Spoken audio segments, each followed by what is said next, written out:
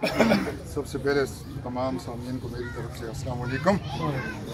اور میرے یہاں پہ جتنے بانی شملی جو اور تناول کے دیگر علاقوں سے جتنے بزرگ آئے ہوئے ہیں، میں ان کے یہاں پہ آنا جو ہے اس کو اس قوم کی جاگتی ہوئی تصویر دیکھ رہا ہوں۔ بھائی بات اس طرح ہے کہ یہ مائن جو ہے اس میں گورنمنٹ نے 2017 میں جو ایک ایکٹ پاس کیا ہے اس کے تحت یہ ہم پہ ظلم ڈالا جا رہا ہے۔ اسمبلی سے جو ایکٹ پاس ہوا ہے وہ انسانی بنیادی حقوق کے سراسر مخالف ہے۔ انشاءاللہ ہم پرامن اور باعزت طریقے سے گورنمنٹ کو تنبیہ کرتے ہیں کہ وہ اس ایکٹ کو بھی نظر ثانی کرے اور ہمارے حقوق کا بھی خیال کرے۔ اگر اسی طرح یہ سلسلہ جاری رہا جس طرح ہمارے بزرگوں کو یہ تکلیفیں دے رہی ہے یہ حکومت، تو انشاءاللہ ہم اپنا خون بھی دیں گے، ہم اپنی زمینوں کے لیے اپنی جانیں بھی دیں گے اور ہم اپنی عزتوں کے لیے اپنے بچوں کو بھی قربان کریں گے۔ یہ جو ایکٹ ہے اس میں خصوصاً جو سیکشن 4 کا ذکر ہے اور زمینوں کی ایکوائر کرنے کا جو ایکٹ ہے، میں حکومت سے اپیل کرتا ہوں اور حکام بالا سے بھی اپیل کرتا ہوں کہ وہ ہمارے اس امن والے علاقے کو بدامن نہ بنائیں۔ میں ان سے دوبارہ گزارش کرتا ہوں کہ یہ ہمارے علاقوں میں جائیں، ہمارے علاقوں میں جو ہمارا ماحول ہے، جو ہمارے رہن سہن کے طریقے ہیں ان کو دیکھیں۔ یہ بانی شملی جو یونین کونسل ہے اس کا کل جو دار و مدار ہے ان لوگوں کا روزگار وہ ہے زمینداری پر۔ یہ ٹوٹل لوگ جو ہیں یہ زمیندار ہیں اور ان کی اپنی ملکیت زمینیں ہزاروں کی تعداد میں ہیں، اتنے گرانے ہیں۔ یہ جو انہوں نے شروع کیا ہے، پہلے انہوں نے کیا، اگر یہ کام شروع کرتے ہیں، کیا ان لوگوں سے انہوں نے رابطہ کیا، ان لوگوں کو متبادل ذرائع یا ان کو متبادل روزگار کے انہوں نے بتایا، آخر یہ لوگ روزگار کے لیے کہاں جائیں گے؟ ملک کے پہلے جو حالات ہیں کہ کیا سے کیا بن رہا ہے، لوگ مر رہے ہیں مہنگائی کی وجہ سے، اور یہ وہ لوگ ہیں جو اپنی زمینوں میں اپنی جو بیج بوتے ہیں اور اپنا گزارا چلاتے ہیں۔ تو میں سمجھتا ہوں کہ حکومت بنیادی طور پہ جو پہلا کام ہے وہ لوگوں کے حقوق کا خیال کرے۔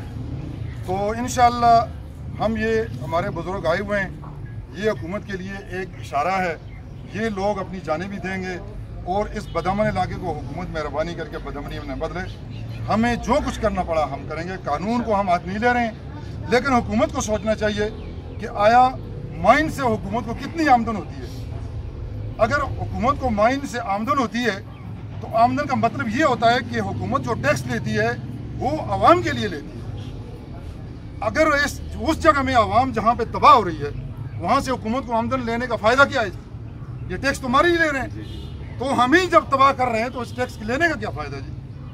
اچھا، اس طرح ہے یوسف صاحب کی جو مائننگ ہو رہی ہے، چونکہ میرے نالج میں نہیں ہے، میں وہاں نہیں گیا ہوں، جو مقامی ہمارے نوجوان ہیں، ظاہر سی بات ہے کہ بہت سارے لوگ جو ہیں مائننگ کی فیکٹریز میں کام کرتے ہیں، تو یہاں جو ہمارے لوکل نوجوان ہیں، آیا ان کو بھی انہوں نے روزگار وغیرہ کچھ دیا ہوا ہے؟ اس کا سلسلہ ہے؟ یہ آپ نے بڑی بنیادی بات کی ہے۔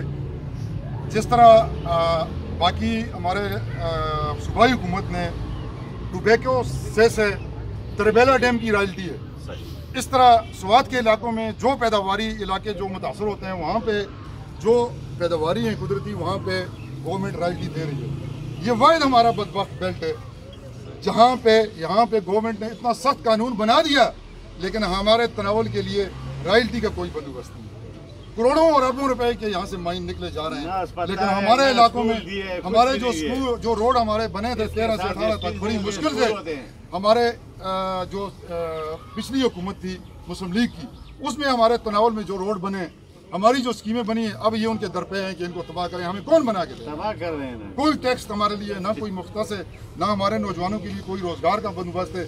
بلکہ میں آپ کو بتاؤں کہ یہاں پہ پیچھے حکومت بیٹھی ہوئی ہے، وزیر اعلیٰ وفاقی وزراء ان کی پشت پناہی پہ بیٹھے ہوئے ہیں، وہ ان لوگوں کی پشت پناہی کرتے ہیں اور آگے ہمارا جو سرکاری عملہ ہو ان کے آگے بے بس ہے۔